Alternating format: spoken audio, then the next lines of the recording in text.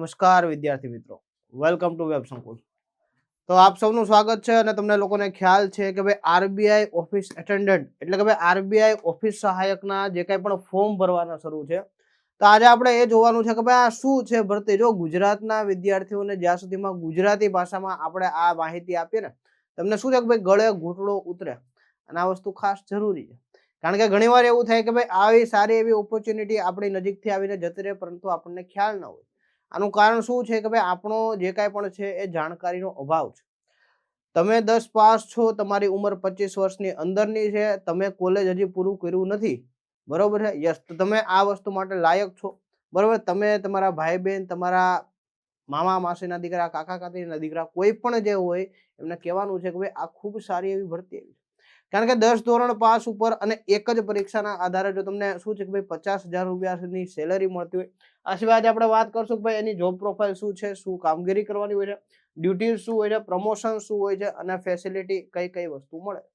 Okay, તો આજનો lecture આપણા સૌ માટે ખૂબ ઇમ્પોર્ટન્ટ છે। જો તમારામાંથી કોઈ પણ વિદ્યાર્થીઓ નવા છે આ ચેનલ ઉપર તો ચેનલને સબસ્ક્રાઇબ કરવાની છે અને એક બેલ આઇકન હોય એને દબાવી દેવાનો કે જેથી કરીને જે શું છે કે ભાઈ માહિતી તમને અહીંયાથી મળતી રહે। યસ, તો એની વાત કરીએ એની પહેલા ખાસ વાત કરીએ કે ભાઈ 26 જાન્યુઆરી તમને લોકોને ખ્યાલ છે કે ભાઈ આપણો 77મો પ્રજાસત્તાક દિવસ છે। તો આ સમય દરમિયાન મિશન 2026 અંતર્ગત 2026માં સરકારી નોકરી માટે વેબ સંકુલનો જે આ છે બિગિનર ટુ બેન્કર કોર્સ છે, બરોબર। તે સ્માર્ટ કોર્સ છે આખો। આ જે કોર્સ છે ને એ બેંકના આપણા જે અત્યારના અભ્યાસક્રમ મુજબ છે। એ તમને આઈબીપીએસ હોય, આરઆરબી હોય કે પછી એસબીઆઈ હોય, ક્લર્ક કે પછી પીઓ, આ દરેક પરીક્ષાઓ માટે તમને ઉપયોગી થાય છે। બીજી વાત શું કરીએ કે ભાઈ હમણાં તમને ઓફર છે એટલે 99 રૂપિયામાં તમે 1 મહિના માટે ખરીદી શકો છો, 594 રૂપિયામાં તમે 6 મહિના માટે ખરીદી શકો છો અને 12 મહિના માટે 1188 અને 24 મહિના એટલે કે ભાઈ 2 વર્ષ માટે 2376। હવે એવું નથી કે ભાઈ આ અભ્યાસક્રમમાં તમને શું જોવા મળશે, તો છેલ્લા પ્રશ્નોના છેલ્લી પરીક્ષાઓ 2021 થી લઈને 2025 સુધીની જે કોઈ પણ પરીક્ષાઓ લેવાની છે તો એની પેટર્નના આધારે બેંકની તૈયારી આપણે 0 થી ચાલુ કરવી તો કઈ રીતના થાય। તો આ એક ખૂબ સારું એવું પેકેજ છે। માનો કે તમે એસ્પિરન્ટ છો, આગળ જઈને બેંકની બીજી પરીક્ષાઓ આપવા માંગો છો તો તમારા માટે આ ખૂબ ગોલ્ડન ઓફર કહેવાય કે ભાઈ આમાં તમે જોડાઈ શકો છો અને આનો લાભ લઈ શકો। ઓકે, વધારે માહિતી જાણવી હોય તો આપણા કોન્ટેક્ટ નંબર ઉપર કોન્ટેક્ટ કરી શકો છો। આ ઓફર ફક્ત એક દિવસ માટે છે, 25 તારીખ રાતે 10 વાગ્યાથી લઈ તો 26 તારીખ રાતે 12 વાગ્યા, એટલે કે ભાઈ 12 થી 12 અને 25 10 થી 12 એટલે કે ભાઈ કુલ 26 કલાક માટે ઓફર છે। 26મી જાન્યુઆરીની ઓફર છે, આપણા પ્રજાસત્તાક દિવસની સ્પેશિયલ ઓફર છે, તો આનો લાભ તમારે લેવાનો। ઓકે, તો આ તો વાત થઈ આની। હવે આપણે વાત કરીએ કે ભાઈ RBI reserve bank of India. પહેલા તો આપણને એમ થાય કે આરબીઆઈ એટલે શું, તમને લોકોને ખ્યાલ છે કે ભાઈ બેન્કિંગ ક્ષેત્રમાં સૌથી મોટી બેંક એટલે રિઝર્વ બેંક ઓફ ઇન્ડિયા। પછી એમની પ્રાદેશિક કચેરીઓ આવે છે, બરોબર, 22 જેટલી પ્રાદેશિક કચેરીઓ છે, અલગ અલગ રાજ્યોના મુખ્ય મથકમાં હોય છે। આપણે અહીંયા અમદાવાદમાં આવેલી છે, તો આવી પ્રાદેશિક કચેરીઓ હોય છે, રિજનલ કચેરીઓ હોય છે, તો ત્યાં શું છે કે ભાઈ એ ઓફિસ સહાયકની ભરતી કરે। આ વખતે ખૂબ સારી એવી આવી છે, 572 જેવી જગ્યાઓ આવી છે, તો તમે એમાં અપ્લાય કરી શકો છો। જો એપ્લાય કર્યું છે તો આપણે જાણી લઈએ કે ભાઈ એની જોબ પ્રોફાઇલ શું છે। જો તમે આમાં સિલેક્ટ થશો તો તમારે શું કરવાનું હોય છે એની વાત કરીએ તો મુખ્ય આપણે ભૂમિકા જવાબદારીઓ સંદર્ભે વાત કરીએ તો ભાઈ આરબીઆઈ ઓફિસ અસિસ્ટન્ટ એક સહાયક સ્ટાફ, આ ક્લાસ 4 ભરતી કહેવાય, બરોબર, જે મુખ્યત્વે આરબીઆઈની જો રિજનલ પ્રાદેશિક રાજ્ય કચેરીઓના દૈનિક કાર્યમાં સહાય કરવા માટે હોય છે। મતલબ કે તમે જો આમાં લાગો છો ને તો તમને નોકરી ક્યાં મળશે, આરબીઆઈની રિજનલ ઓફિસમાં મળશે, એટલે કે ભાઈ અમદાવાદ ખાતે મળશે।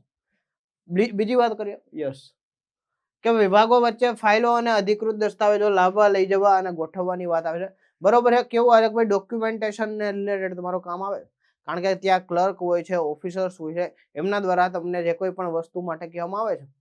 ચાલો કે ભાઈ તમારું નામ છે શું છે કે ભાઈ તમારું નામ છે મનજીભાઈ, તો કે ભાઈ મનજીભાઈ જાઓ તો આપણે થોડુંક આ લેતા આવો તો, અથવા તો આ વસ્તુ છે આજરા ફાઇલ છે પેલા સાહેબને આપી દો, આ બધી વસ્તુઓ તમારે સામાન્ય કરવાની હોય છે। ઓકે, યસ, તો એ વસ્તુ છે। પછી તમને રેકોર્ડ કરવાનું હોય છે કે ભાઈ માનો કે તમને એમ કે સાહેબ આ ફાઇલ છે, આ ફાઇલને તમે આપણે આ વર્ષવાળા ખાનામાં મૂકી દો, તે મૂકવાનું તમારે કામ કરવાનું હોય છે, બરોબર, આવી તમારી કામગીરી હોય છે। એટલે એવું નથી કે ખૂબ મોટા નીતિ નિર્ણયો લેવાના છે, ખૂબ મગજ કસવું પડે એવું છે નહીં, બરોબર, સામાન્ય બેઝિક બધી કામગીરી કરવાની હોય છે। ડાક પહોંચાડવી અને અધિકારીઓને રૂટીન બિનલિપિકીય કામોમાં મદદ કરવું, બરોબર છે। મતલબ કે ભાઈ જે ટપાલો, કારણ કે હજી ટપાલ વ્યવહાર છે, કુરિયર વ્યવહાર છે, આ બધી વસ્તુ થતી હોય, તે ટપાલો પહોંચાડવાનું કામ છે, જે કાંઈ પણ જે તે ઓફિસરને લગતી ટપાલો આવી હોય તો એમના ડેસ્ક સુધી આપવાનું આ બધું કામ હોય છે. યસ.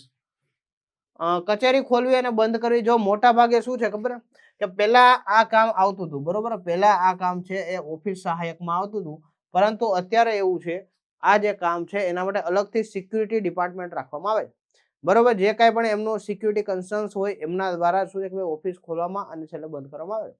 તમારે તમારા ઓફિસના રિલેટેડ કામગીરી કરવાની હોય, જ્યાં ઓફિસ અવર્સ હોય એમાં કામગીરી કરવાની હોય. દસ્તાવેજો અને રેકોર્ડની વ્યવસ્થા જાળવવાની, બરોબર. તમને એમ કે ભાઈ રેકોર્ડ ડિપાર્ટમેન્ટ અલગ છે, દસ્તાવેજ ડિપાર્ટમેન્ટ અલગ છે, લોન ડિપાર્ટમેન્ટ અલગ છે, રિજનલ બેંકોની ડિપાર્ટમેન્ટ અલગ છે.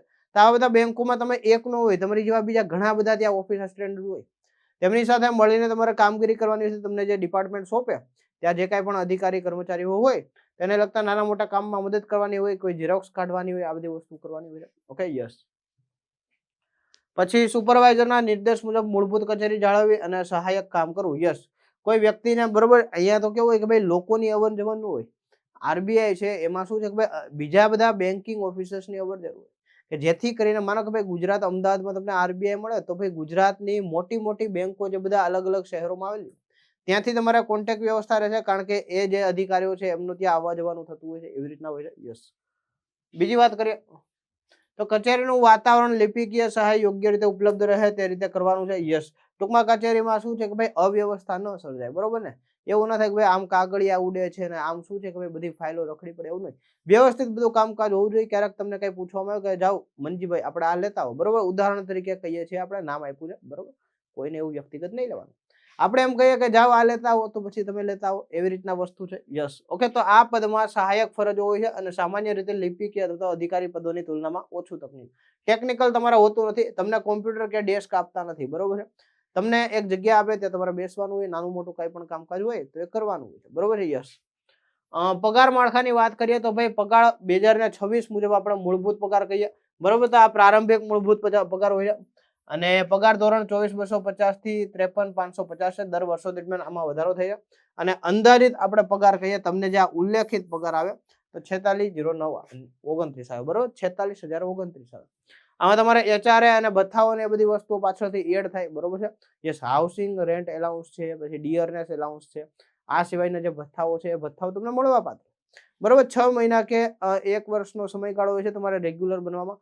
તમે રેગ્યુલર બનો એટલે કે ભાઈ નોકરી તમે લાગો છો તો 6 મહિના જેવો તમારે સમયગાળો લાગે, 6 મહિનાથી 1 વર્ષ રેગ્યુલર થવા માટે. રેગ્યુલર થશો એટલે તમને આ બધા ભથ્થાઓ મળવા પાત્ર છે. પગાર તમને પહેલા મહિનાથી જ એટલો મળશે. ઓકે, કેટલો મળશે? 46,029. યસ. હવે આપણે અમુક બીજા ભથ્થાઓની વાત કરીએ તો ભાઈ આ સિવાયના અનેક ભથ્થાઓમાં જો મોંઘવારી ભથ્થું, જેને ડિયરનેસ એલાઉન્સ કહેવાય છે. મોંઘવારી ઉપભોક્તાનો સૂચકાંક મુજબ દર 3 મહિના સુધારાઓ થાય છે. મતલબ કે ભાઈ દર 3 મહિને તમને મોંઘવારી ભથ્થું છે એમાં વધારો થાય છે. મકાન ભાડું અથવા ભથ્થું, જેને શું કહેવાય હાઉસિંગ રેન્ટ એલાઉન્સ કહેવાય, આપણે આગળ વાત કરી કે ભાઈ પગારના 15% સુધી તમને મળે છે. યસ. પગારના 15% સુધી તમને, જો પેલા તો ક્વાર્ટર મળે છે, બરોબર. આરબીઆઈ ના જે ક્વાર્ટર છે એ ક્વાર્ટર મળે. જો ક્વાર્ટર અવેલેબલ નથી તો તમે જે કઈ પણ જગ્યાએ અમદાવાદ શહેરમાં રહ્યો છો ત્યાં તમને તમારી સેલરીના 15% સુધી શું છે કે ભાઈ મકાન ભાડું મળે છે. Okay, yes. નેક્સ્ટ જોઈએ તો શહેર પૂરક ભથ્થું મળે, પોસ્ટિંગના સ્થળ મુજબ પ્રવાસ ભથ્થું મળે. માનો કે ભાઈ તમને કોઈ પણ વસ્તુથી ટ્રાવેલિંગ કરવાનું થાય, હવે તમને આરબીઆઈ કોઈ કામ સોંપે ને એમ કે જાઓ સાહેબ તમે આપણે મુંબઈ હેડ ઓફિસમાં જતા આવો, તો તમારે જે છે એ જે કઈ પણ ડોક્યુમેન્ટેશન કે કઈ લઈને મુંબઈ સુધી જવા આવવાનો જે કઈ પણ ખર્ચ છે, ટ્રાવેલિંગ એલાઉન્સ કહેવાય, એ પણ તમને આમાં મળવા પાત્ર છે. ટીએ પર ડીએ પ્રવાસ ભથ્થું વધારાનું શું કહેવાય ડિયરનેસ એલાઉન્સ અલગથી મળે કે તમને ટીએ ડીએ સાથે પણ મળે છે, બરોબર. જો ડીએ સામાન્ય તો તમને શહેરના આધારે મળે છે, પરંતુ જ્યારે ટ્રાવેલિંગ કરો છો તો ત્યારે એનું ડીએ અલગથી મળે. Okay, yes. એ વસ્તુ છે. પછી પ્રોવિડન્ટ ફંડ અને પેન્શન, નિવૃત્તિ લાભો, એનપીએસ અને ગ્રેજ્યુએટી. જો આ કેન્દ્ર સરકારની ભરતી છે, બરોબર છે. અહીંયા તમારે રાજ્ય સરકારોની જેમ દર 10 વર્ષે પગાર શું કહેવાય પગાર પંચ નથી બનતા, બરોબર. તમને ખ્યાલ છે કે અત્યારે 8મું પગાર પંચ ચર્ચામાં. બેન્કિંગ સેક્ટર છે ને ફાઇનાન્સના અંતર્ગત આવે છે, જેમાં દર 5 વર્ષે પગાર રિકન્સ્ટ્રક્ટ થાય, એટલે કે દર 5 વર્ષે 100% તમારો પગાર વધે વધે અને વધે, એ વસ્તુ નક્કી છે. પ્લસ તમને દર 3 મહિને શું છે કે ભાઈ ડીએનએસ એલાઉન્સમાં વધારો થાય, એટલે ટૂંકમાં અલ્ટિમેટલી ફાઇનાન્શિયલી આ સ્ટેબલ જોબ છે. પ્લસ તમને ગ્રેજ્યુએટી રકમ મળે, બરોબર, તમે જ્યારે નિવૃત્ત થાવ છો ત્યારે તમારી લમસમ રકમ જે ગ્રેજ્યુએટી મળે છે એ મળે છે. આ સિવાય એનપીએસ ન્યૂ પેન્શન સ્કીમ અંતર્ગત તમને પેન્શન પણ મળવા પાત્ર છે. તો આ બધા તમને જે કઈ પણ લાભો છે એમાં મળે છે. Yes, okay. તબીબી સુવિધાઓ મળે, એટલે કે ભાઈ મેડિકલ લીવ મળે, બરોબર. તમે છો, તમારા પત્ની છે, તમારા બાળકો છે, બરોબર, તમારા બ્લડ રિલેશનમાં તમારા માતા પિતા છે, તો આટલા લોકોને શું છે કે ભાઈ આખું મેડિકલ કવર મળે છે. યસ, બરોબર છે. અને આ સિવાયનો એક ટર્મ ઇન્સ્યોરન્સ અલગથી બેંક દ્વારા આપવામાં આવે છે, જે 1.5 કે 1 થી 1.5 કરોડ નો હોય છે, બરોબર. કે કોઈ પણ આકસ્મિક કારણોસર માનો કે ભાઈ કોઈ પણ દુર્ઘટના બને છે તો ભાઈ એ તમને ટર્મ ઇન્સ્યોરન્સ પણ મળે છે. ઓકે, બેંક દ્વારા જ આ વસ્તુ મળે. પછી લીવ ફોર કન્સેશન, બરોબર છે. Yes, yes. તો લીવ ફોર કન્સેશન મળે છે, એટલે કે ભાઈ તમે રજા લઈને, યસ, શું કહેવાય, ટ્રાવેલિંગ, અને શું કહેવાય, એલટીએ પણ કહેવાય છે. યસ, વીમા અને અન્ય લાભો પણ આરબીઆઈ ના નિયમ મુજબ મળે છે. ચોક્કસ માસિક ઇન હેન્ડ પગાર શહેર ભથ્થાઓ અને કપાત મુજબ બદલાય. એટલે કે ભાઈ કેવું હોય કે ભાઈ અમદાવાદમાં અલગ હોય, આરબીઆઈ ની બીજી કોઈ શહેર હોય તો ત્યાં અલગ હોય. ટૂંકમાં ત્યાં કેવી મોંઘવારી છે, ત્યાંનું જીવન ધોરણ કેવું છે, એ વસ્તુને ધ્યાનમાં રાખીને શું છે કે ભાઈ તમને એચઆરએ એટલે કે ભાઈ મકાન ભાડામાં ફેરફાર થાય છે. Yes, okay. કાર્ય સમય અને રજાઓની વાત કરીએ તો ભાઈ અહીંયા છે ને, જો આરબીઆઈ દ્વારા અમેરિકન કલ્ચર અપનાવી લેવામાં આવ્યું છે. તમને ખ્યાલ છે કે ભાઈ વેસ્ટર્ન કન્ટ્રીઝમાં 5 દિવસ કામ કરવાનું હોય છે. સોમથી શુક્ર કામ કરો, શનિ રવિ રજા. બીજો શનિવાર હોય તો પણ ભલે, ચોથો શનિવાર હોય તો પણ ભલે, બરોબર છે. એટલે ટૂંકમાં બધા શનિવાર લાગે. એટલે અહીંયા એ કલ્ચર છે, બરોબર છે, આરબીઆઈમાં, કે ભાઈ તમારે સોમવારથી શુક્રવાર કામ કરવાનું, શનિ રવિ રજા.